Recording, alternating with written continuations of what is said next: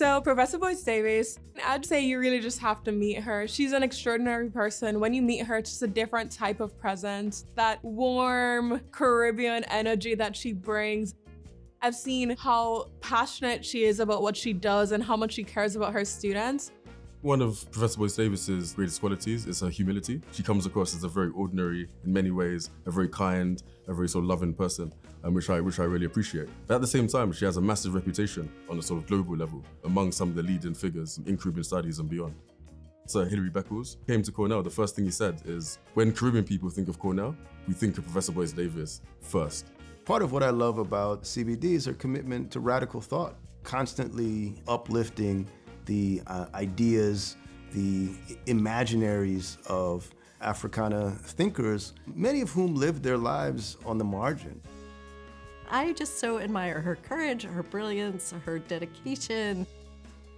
She's a woman who can bring knowledge to the world that other people have dismissed or degraded or disparaged.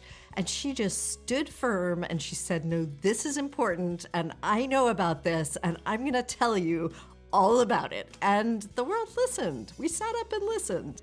There are very few people like that in the world. Those of us who are Caribbean scholars who work in the United States often feel at times that we are not really seen fully in either community. So Caribbean American logic allows us then to have a space where we are recognized. When I came to the United States at the age of 19, I entered university. There was a shifting from civil rights to Black power. A generation of people who were pushing for rights for young people, and students were very much part of that process. So my political, intellectual orientation is shaped by that period. Let's say you're studying African literature, which is what I did, and you're a woman coming into the academy in the 1980s. You start wondering, who are the women writers in this group? That missing question then provides a fuel for a lot of intellectual work and research. We looked at the same question about where the Caribbean women writers were and discovered they were there but not really recognized. So a whole field then of Caribbean women writers evolves because of that work that we did to make them visible. Carole really embodies the multidisciplinarity of Africana. But at the heart of that is her training and her commitment as a historian. And Carole has helped to historicize the making of gender, the making of transnational blackness, of Black left thought throughout the diaspora. That's been critical for historians such as myself.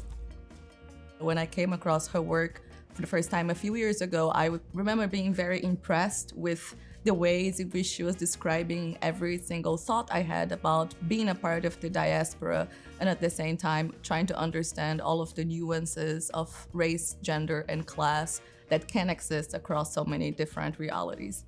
Professor Boyce Davies has been a really important part in the founding of the Caribbean Students Association here at Cornell. When we're trying to figure out how to go about this, she provided the resources and the support that we needed. Getting demands, working with Cornell's board on establishing a Caribbean Studies minor, and she was really an important part in that process. She guided us in our conversations and really just served as like a rock for CSA.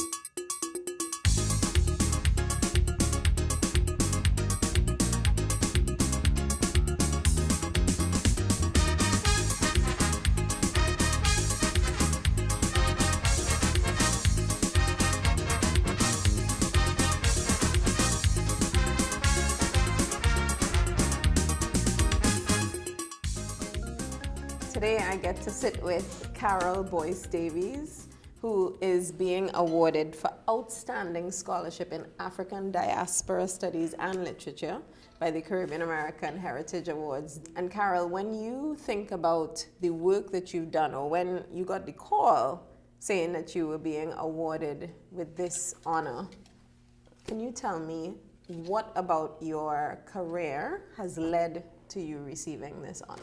Wow. Well, first of all, I was somebody who always felt that the project that Claire Nelson created and the work she did to have Caribbean American Heritage Month was so signal and so stellar.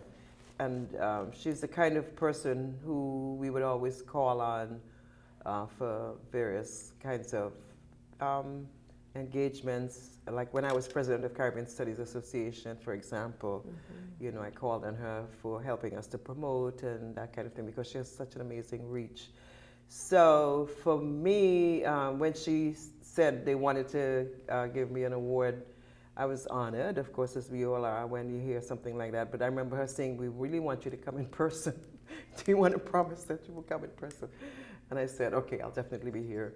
So for me, it's accumulative is the word, I should say. And I think I tried to capture that in what I said today, that essentially you do work as a commitment to, in my case, educating subsequent generations, making sure that they're tooled and ready to move forward in the world. And if that is rewarded, that's a benefit. But the joy for me is doing that work. And I'm sure you can tell that I totally enjoy it. So that's what I want to say. It's cumulative, but it's linked to, you know, creating generations of scholars and thinkers. I tell my students, I don't want you all to repeat everything that you learn without really inquiring and using critical thinking skills and advancing and also creating new knowledge. Because knowledge isn't static. You have to also create new knowledge. So I'm engaged in that as well. Yeah, so I read somewhere that you often say that you live the diaspora. Yes. And you've lived the diaspora. I have, for sure. So when we talk about the African diaspora, tell me about what it means to live the diaspora. To live the diaspora, in my case, is to really engage all of as many as possible, because the diaspora is worldwide, African diaspora is worldwide. African peoples are worldwide, they're global peoples. So there's a concept that a colleague came up with from University of California, Berkeley, and she calls it diaspora literacy. So that if you want to really be fully literate in the diaspora, you need to be able to know the critical geographical points, the locations, the people, what's going on in those locations and so on. So for example, if somebody said Fela Ransom Kuti, you should know who that is. And you should understand why it would be significant in the same way that you said James Brown. And then the same thing if you saw Gilberto Gil in Brazil, and I'm just using the music as an example, or if you said The Mighty Sparrow. So that at least you have a breadth of knowledge of at least 4 of the main geographical points of the diaspora. So the diaspora generally, people think of mostly Africa and the Caribbean because of the limited ways in which we engage. But then we have the whole Caribbean and the whole Circum-Caribbean diaspora, Colombia, Cartagena, Barranquilla, Panama, all those areas. So it's, in my view, the Caribbean is not just how it's framed in terms of just islands, but it's the islands, it's the Circum-Caribbean, and also the Caribbean diaspora. So we have these 3 layers operating. So for me, diaspora is not just the global African diaspora, but it's the regional diasporas as well, right? And then the island diasporas, because you have Jamaican diaspora, Cuban diaspora, and so on. So it's a concept for those of us who work in that area that is really mobile and fluid and allows a lot of expansion of ideas and studies of how each place redefines itself, given its geographical realities, its demographic, its relationships with various people, and so on. So how do you learn that? Is it through travel? Is it through book? Both. Is it both? Right. Now, well, I tell students now it's so easy because they could Google and find everything. You could be They walk around online with someone and get you. video of their community Yes, in Lagos. the joy is actually, of course, touching the soil and being there. You know, there's nothing like going into one of those former slave castles and really experiencing and smelling and feeling it and engaging all that means. So, of course, books, yes, the physical experience, the knowledge experience, the tactile experience, and then also the engagement with the people, because that's the other part. And going without a condescension to other locations, which is what people do. And Caribbeans are better at not doing that than other people, because we see people come and do it to us. So sometimes when you see a Caribbean sort of being snooty to other people, you kind of know, you need to check yourself a little bit, because engaging other places, you have to go without judgment. You have to go with saying, this is how these people live, this is their reality. It's not my reality. Maybe I won't live like this, but therefore I still respect and love them. And they say the same thing about us, because if you come to Trinidad, for example, you can say, you can go to John or Laventine and think everybody in Trinidad is like that, and then you can go other locations and see a range of different types of experiences that people live in the South, in the country, in Toku, everywhere. So it's a range of experiences. Right. Yes. And I guess the other piece to that is the resilience, right? That even in some of the communities that people might view and judge, there is still a narrative that the people have that speaks to their strengths too. But I'm curious. And then that's the people who are the most creative too. I mean, that's where steel pan That's where comes out. steel pan That's where and carnival and all the reggae innovations. music and Exactly. The creativity comes often from those experiences. yeah. So, as you talked about like walking the slave castles and getting to know Elmina and all of these spaces, there is so much heaviness, especially because so much of what people think is the story of the African diaspora is focused on the transatlantic slave trade. So there's heaviness there. How do you navigate, oftentimes, especially today where we talk about race and racism almost every day, how do you navigate those stories of the African diaspora and still remain joyful? Wow, that's a good question. I think, I think Caribbeans come with a kind of engagement with the world which is more able to not just accept, but to say this is how these people behave, but this is not going to destroy me, who I am inside.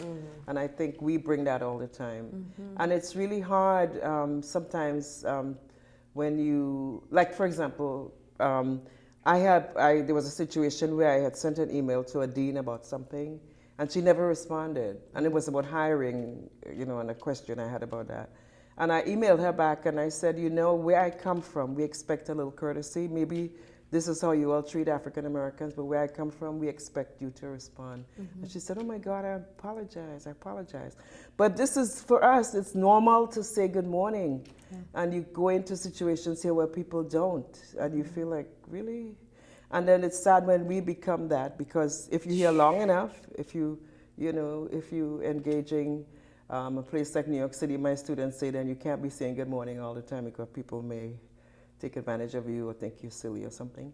I was like, that's sad if that happens, but at least we have a culture that is able to engage the world because we learned that from childhood, and we're able to do that.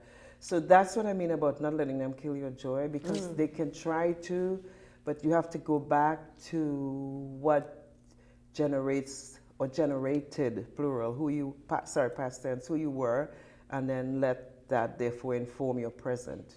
And it's not easy. It's an ongoing struggle, of course. Right. And some days you're like, I can't take these people. I'm not dealing with you today. But some people you just have to say this, you're just an asshole.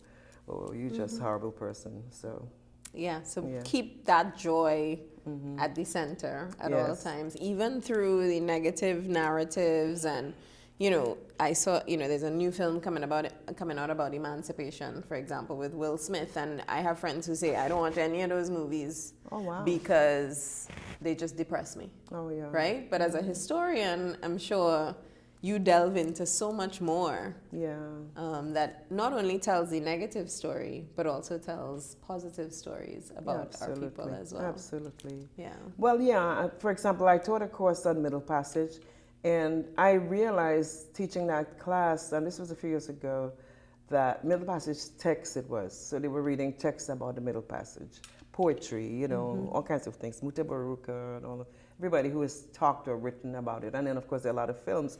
With the film, you can read the material and you can study it. With the film, it actually makes you feel like you're on those boats. So it's like, I understand why people feel like that. And it's not the kind of class that I would teach all the time, but it's something that I did at a particular point because people are so uninformed about their experience, and you want to give them that history, but you don't want to also keep them on those boats. Like, no, you got to get off those ships.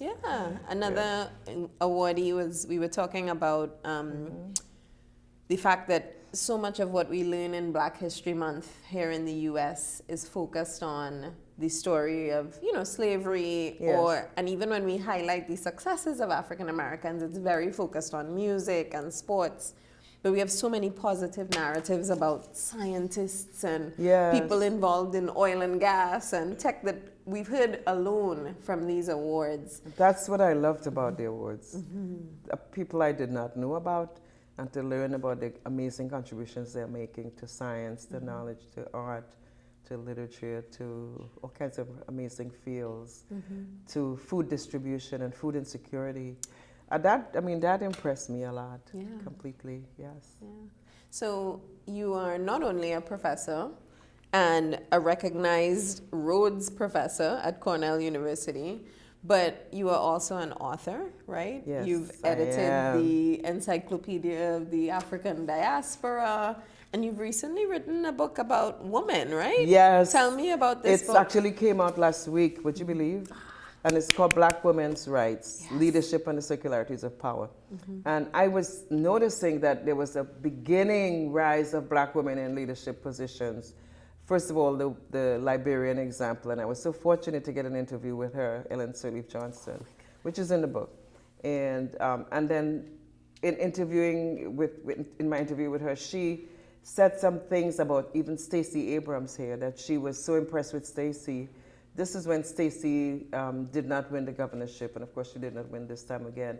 But the point is, people like Ellen Sirleaf Johnson looked on at her and said, whatever she does, it's going to have an impact on subsequent generations. So that's how we have to think about it. And this is exactly what Shirley Chisholm said, that losing was not losing for her. It was an attempt to show that this can be done. And she said repeatedly, why do they think that only white men should be leaders?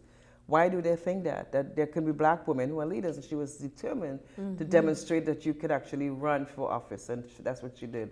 So everybody else, who has followed, and interestingly, all of them have had to, at a particular point in time, go back and say, Shirley Chisholm really was the person who influenced my decision to really think that I could do this.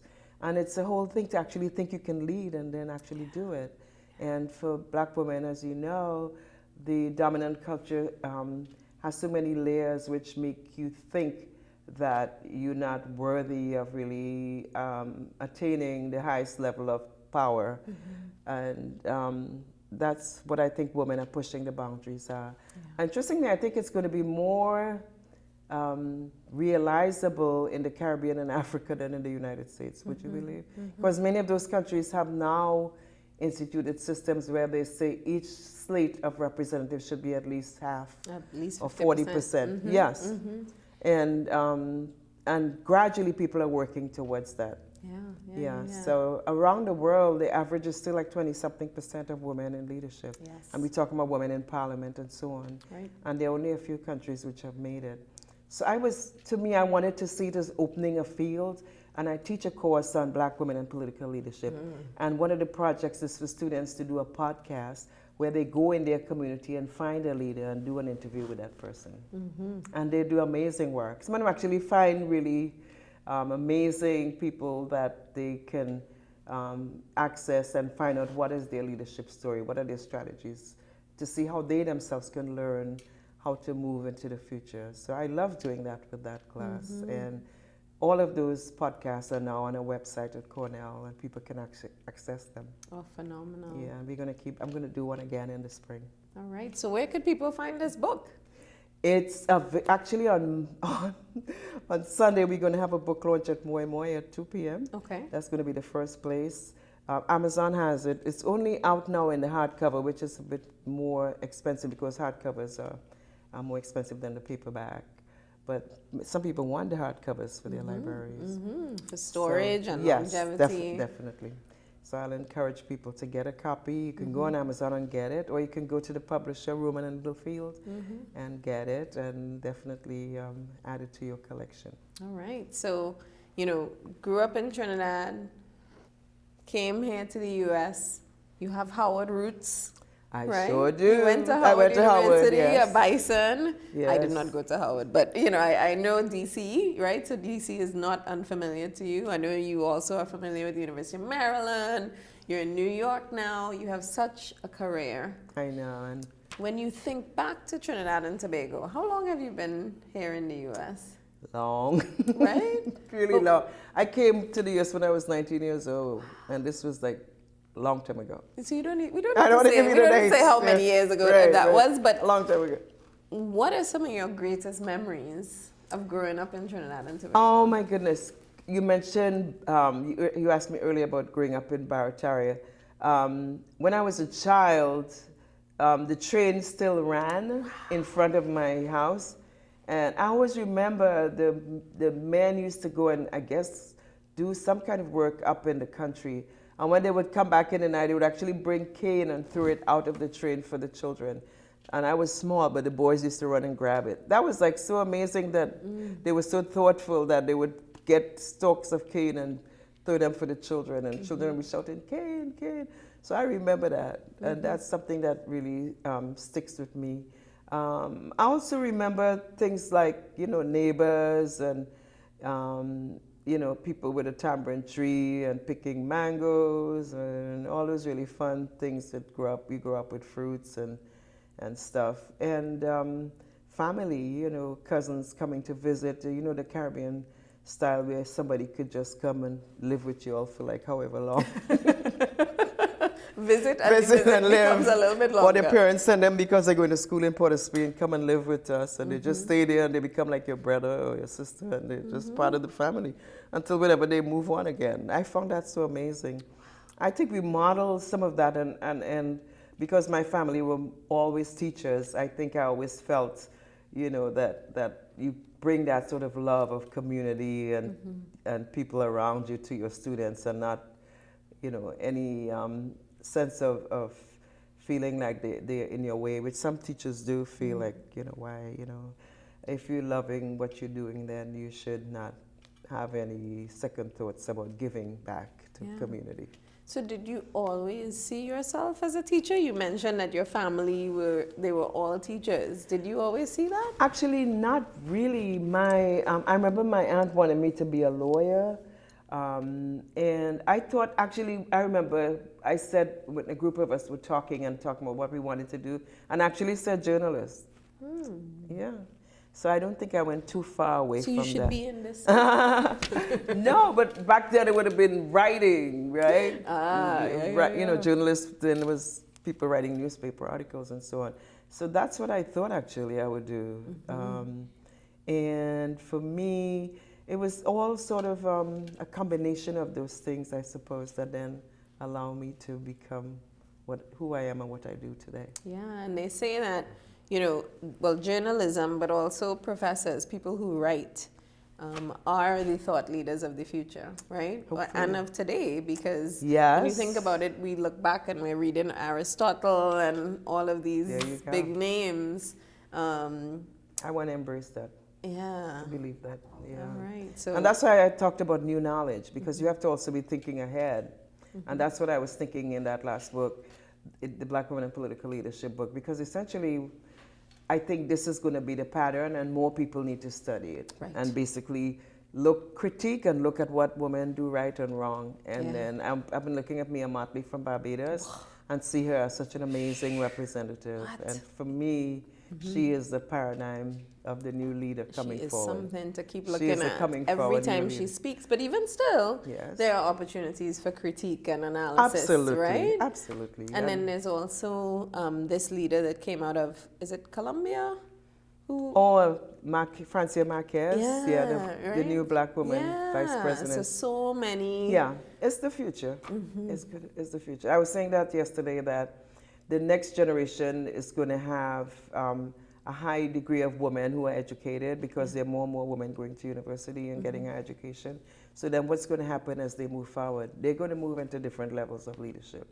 So to me, I've actually declared this, and I hope it happens, that this is the century of black women's leadership. It's going to happen. Oh, gosh. So, looking forward to that. Yeah, and maybe being a part of that. But so you studied your PhD in Nigeria? On Commonwealth Scholarship from Trinidad and Tobago government. Okay. And then from Nigeria? I went back home to work, because I had to go back and work because of the terms of the scholarship, and I worked for 4 years. But I studied African literature, but when I went back to Trinidad, they had me teaching in the Teachers College, but I was teaching mostly American lit and the British stuff and all that. And I said, when I came back, I came up to the US, and I said, oh, if I get a job, I will just stay. And I actually did, applied, and I got position right away. So that's how I ended up staying. But I would always go back and so on. And then, of course, I taught in Brazil, and I've taught in China, and I've taught several other locations. So yes. thinking about this world journey, Yes. and this living the diaspora that you've engaged in over the years, when you imagine you're giving a talk to young Carole today, right? Yeah. And young Carole is like, I don't know what I'm gonna be. I don't know how to even succeed. I'm doing my studies in school, and there's so much out there. I don't know if I'll be a success. What do you tell her?